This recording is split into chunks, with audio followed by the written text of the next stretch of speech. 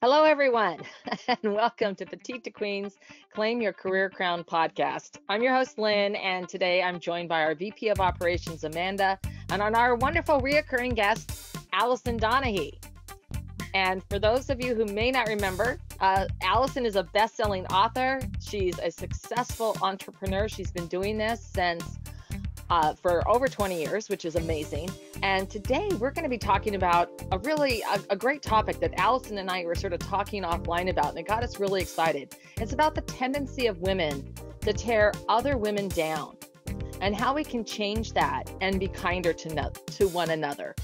So Allison, thank you so much for coming back on the show. Oh, thank you so much. It's always a pleasure spending time with you. Well, we are just thrilled to have you back.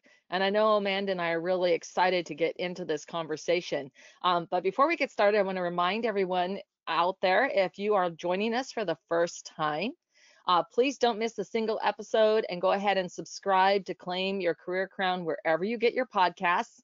And while you're doing that, please go ahead and share the love and click all 5 stars.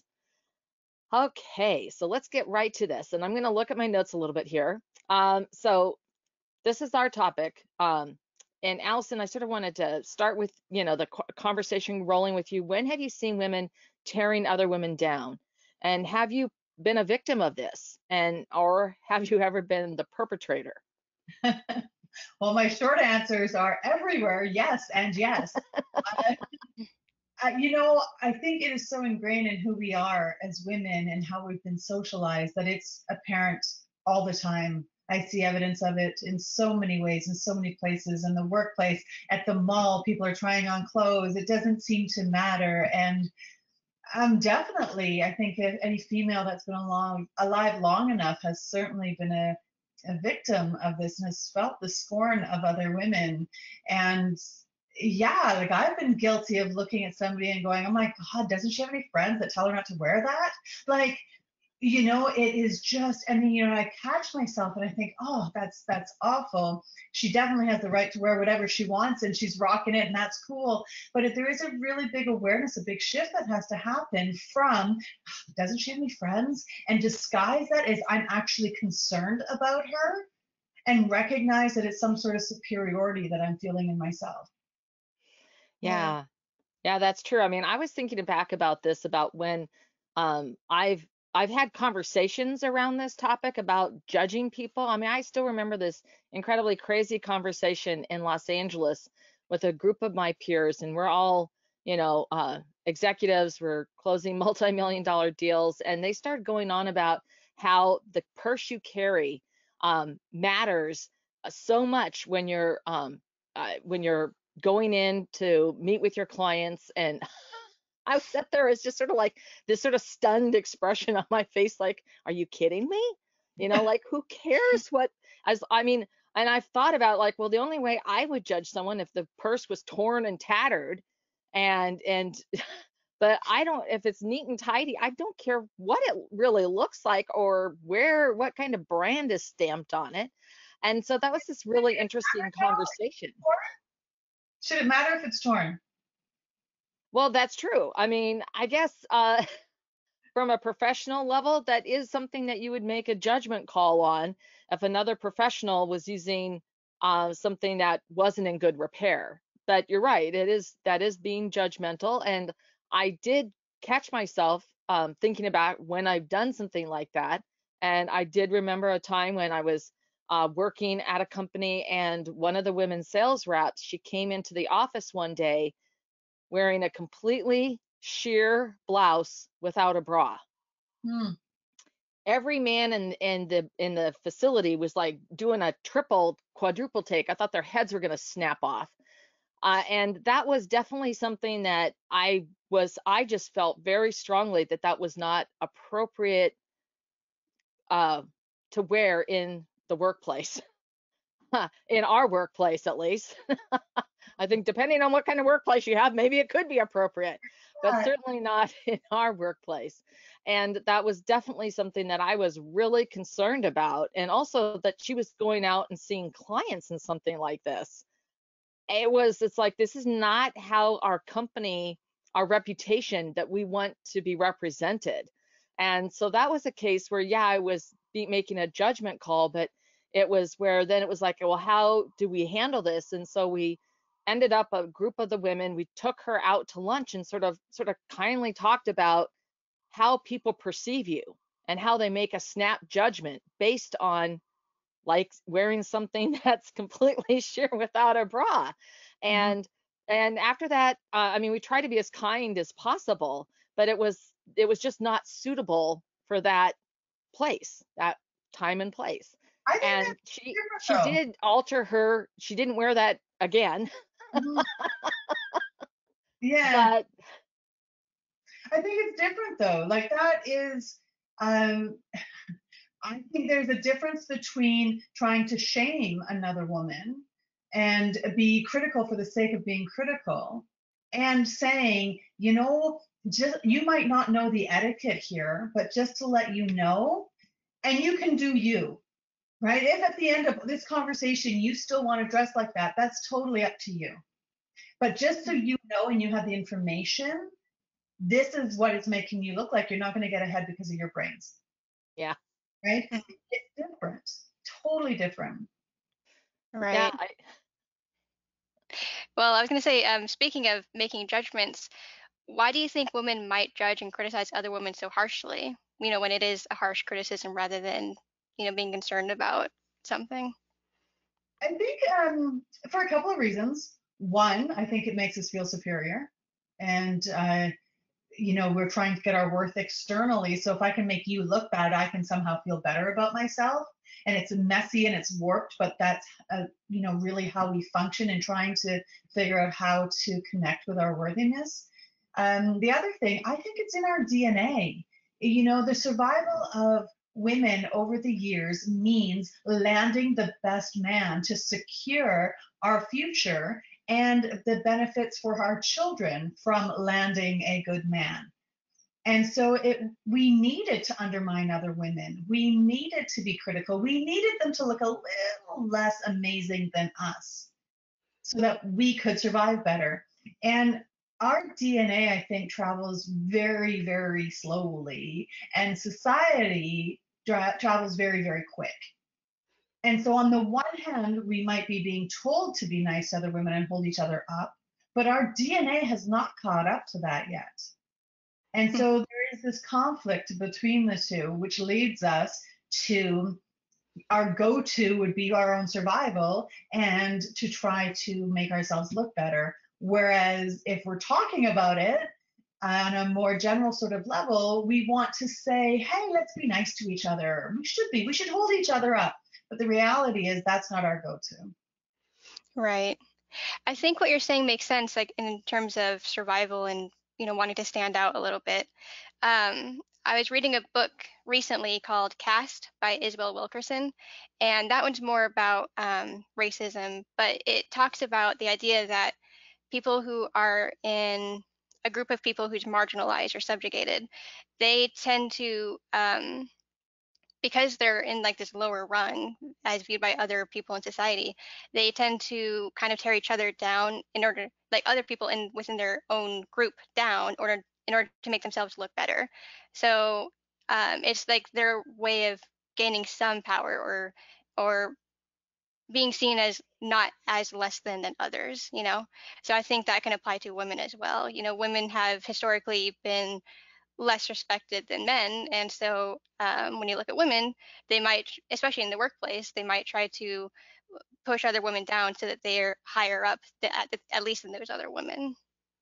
Mhm. yeah. I've always, from my work experience, certainly, um, more so than just general life, but from my work experience, I've seen that women can be insecure and that they're their own demons of insecurity, and to make themselves feel better, which I think is sort of a take on both of what you're saying. Um, they will um, do these things to push other women down, disparage them, make snarky comments behind their back, and that's because they're just not comfortable, or they don't feel secure enough in that their position, or they're afraid of the competition. They're insecure of their own abilities. they have that imposter syndrome, so they're afraid that somebody else is going to figure it out, that they really don't know what they're doing. I mean, this is a mindset piece. And I think that that can be an element of why women can be so judgmental and critical of other women. Oh, for sure. It's the work that I do with worthiness, right? That's the foundation of everything. We're going to get it one way or another. We need to feel like we have value. We need to feel that we have worth. And if I am not secure in knowing that I'm worthiness just simply because I am alive and the stars lined up to make sure I got here, I am going to try to get my worthiness externally, which means I either have to make you agree with me or I have to make you look bad. Hmm. Mhm. Um, you mentioned how society moves faster than our DNA. How have you seen the prevalence and expression of women tearing each other down change over the years?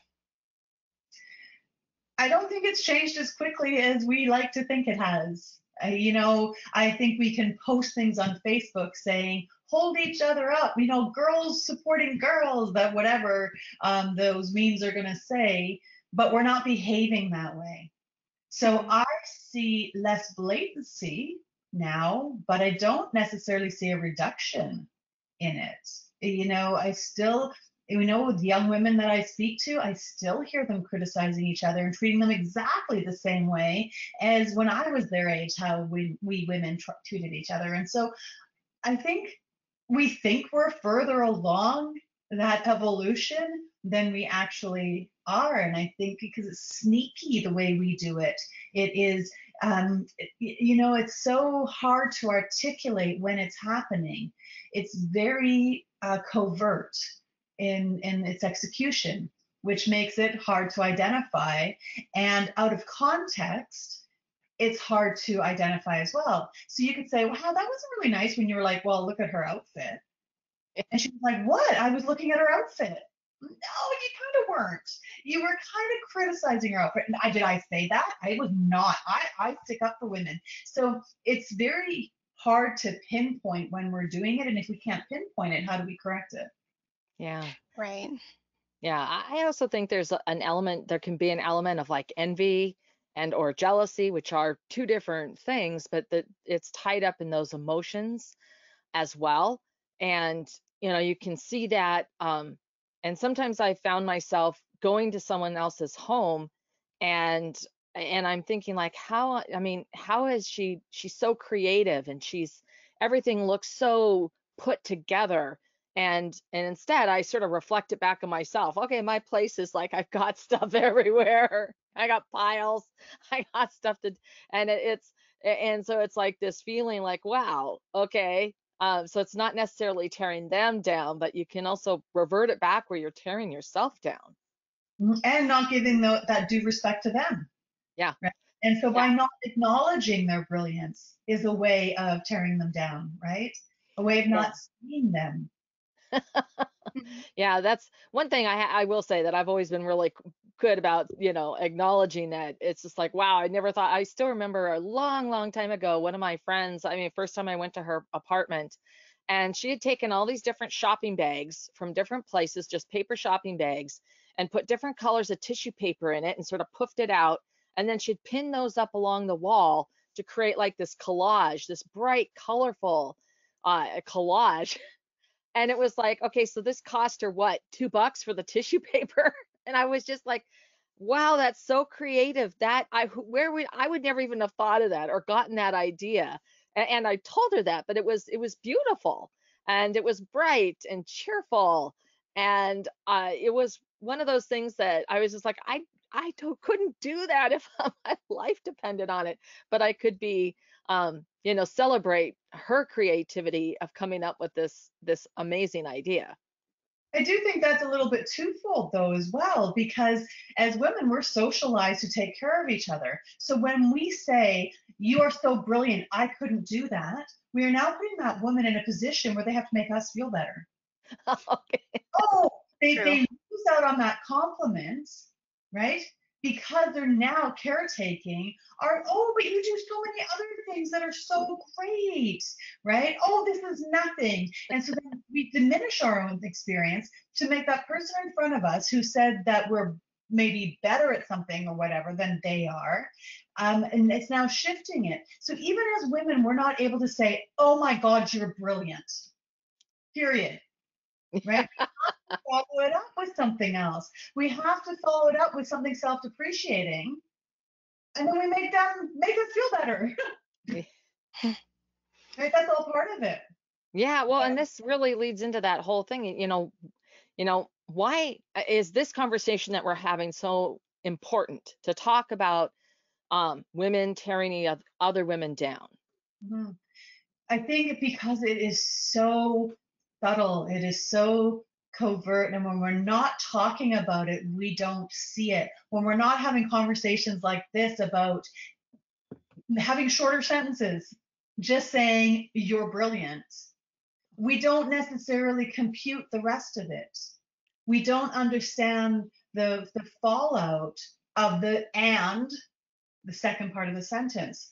And so, like anything, when we don't talk about it, we don't have awareness, we can't do better. And so the talking about it, the giving of examples without judgment, because Lynn, I do it too, right? And I catch myself and I'm like, oh, and then I have somebody point out to me going, that wasn't very nice. And I'm like, whoa, what? What did I do? What did I do? I don't even know, right? But if we don't have these open conversations, we are going to continue to stay in a place where we think we are doing better than we actually are. Yeah, that is so true. I mean, they say like if you can't solve a problem until you know that you have a problem, and I think a lot of people just are not really aware of certain things that they're saying. So it's really important that we talk about it and get these ideas out there. I mean, even on this podcast already, I've learned some things from you. I mean, when you were saying how that's so beautiful, I could never do that. I had never thought of the implications of the I could never do that part of the sentence, you know?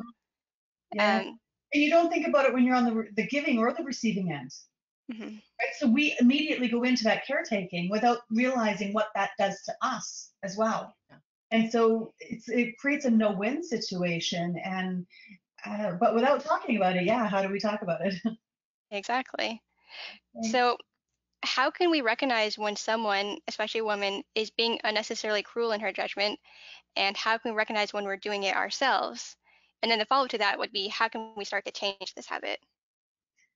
I think the awareness comes with really connecting to how we're feeling in that moment, right? So to use Lynn's example, you're so brilliant, I couldn't do that. What feeling are you left with? It can't be complete joy for what's there because there's a back end to it. And so when we say things to each other, when we have this expectation that we know what's right for women more than they know what's right for themselves, as soon as we start entering into that arena, it's catching ourselves. It's asking questions. Oh, that's really interesting that you do that. Tell me, how does it make you feel? Why is it that you do it that way? Because I'm so interested. And really making our conversations about the other person and less about ourselves. And when we can start conveying that, it feels different to us than when we're coming from a me-centered approach to a conversation. Yeah, I definitely think the way you phrase the questions can be also really important so that you don't put them on the defensive if you want to try to bring something to the surface and talk about it. Right. And it could be even that you have someone with a friend who's continuously really negative. And then how do you approach that? Because that negativity is dragging you down. And so, and yet there are other aspects that you enjoy this friend, but it's not that things don't go sideways and you need to vent about it. But if I'm talking about someone who's just really constantly doing the negativity and the barbs and always looking at things from that dark side. And then how do you approach that? It's like, I'd sort of like to talk about how you feel about this and can you tell me more, to your point? And, you know, how do you want to be perceived, by others? And so then sort of talking about that, but always being respectful and giving them their dignity so that you're not, it doesn't come across as a personal attack. Like, I don't like it when you do this. Right. And There's nothing wrong with speaking to the fact that you might not be thrilled about it. right? We don't have to abandon our own experience. If we can't get to a place of neutrality and be fine regardless of whatever they are doing, it's totally okay to talk about it. I understand that you're feeling like your life is really messy right now, and I feel a little bit challenged being around it a lot. How can we do this differently? How can we create a win-win here?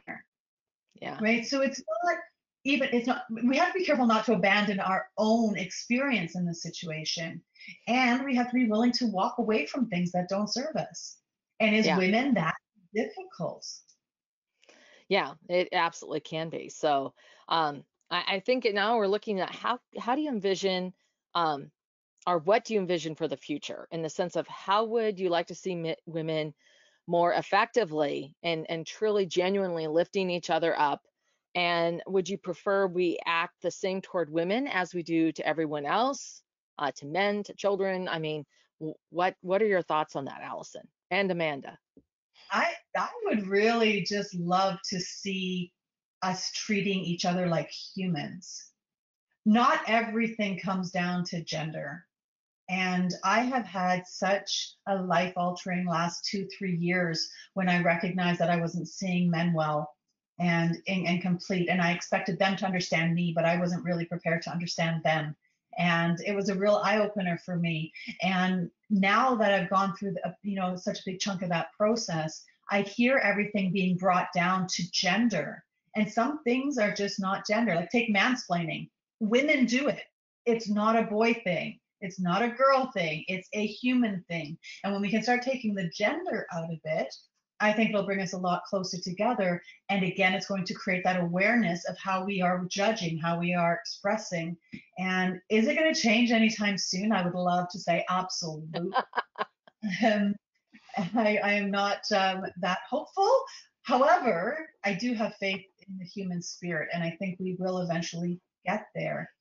But we can't get there by compartmentalizing people. We can't get there by not seeing beyond what they're presenting to who they truly are. And conversely, we have to get past who we truly are and not just that face that we're putting out there. Yeah, yeah. What about you, Amanda? I think I mostly agree. I agree that I would like to see people treating everyone equally.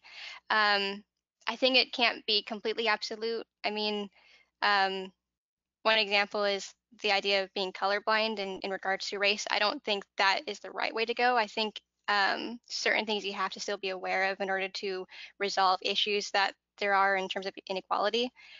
But in general, yeah, I think everyone should be treated equally and treat each other equally. So that's what I Yeah, would I like to mean, see. yeah, just everyone with their dignity and their respect. If you give them that and that sense of that it's another human being, that's a great place to start. And then start catching yourself or thinking it, is this the best way to approach this? What did I just judge someone um unfairly, or just like a knee-jerk reaction, which isn't the right way to go. And like, why am I doing that? And then sort of taking that step back for yourself so that you could and these types of conversations and bringing shining light on this and having these conversations, whether you're listening to this podcast or you do it with a group of your friends, I mean, this will all push us forward. And also how we have these conversations with our children, sons and daughters, so that we help them. Obviously, with each generation, we're helping them move further along than we were ourselves. So that as we become aware of these things, that we can help teach these or instill these um, in our children. Wow. Okay. Well, this has been Allison. Thank you so much for sharing your thoughts and really connecting on that sense of your worth into the conversation, because you're so brilliant on that. And I just really feel like this was an important conversation, Amanda, also with how and the ways in which women tear each other down and what we can do about it so we can move forward. And I'd love, Allison, for you to share with our listeners how and where they can find more about you. And you have an exclusive offer for our Claim Your Career Crown audience. I do. So people can find me easiest way, dominothinking.com. All my contact information's on there, and there's a free giveaway on there as well, so that you can start becoming more present and understand where you're at in the moment. It's called Brave. So definitely go there, download it, and I'd love to hear your feedback on it. And I also offer a program around worthiness called Reclaim Your Worth, and I do group work and I do one-on-one going through this program. It's a rinse and repeat 8-week program that helps you understand where your worth is coming from, so that you can catch yourself in the moment and go, oh, why am I judging them? Like, what is going on? Why, what part of me is feeling that need? And it's just, it's been so cool watching people go through that process. So I am promoting the one-on-one. It's regularly $9.97 and it's on for $7.97 for your listeners. And there's a Yeah, and we'll put the coupon code in the link for everyone, and so that you can take advantage of this just amazing work that you can do with Allison. thanks. Yeah. Okay. So for everyone, thank you for joining us. This has been such a valuable conversation and a discussion about how to be kinder. If you have any ideas that you would like to share, please leave us a comment. We love hearing your thoughts.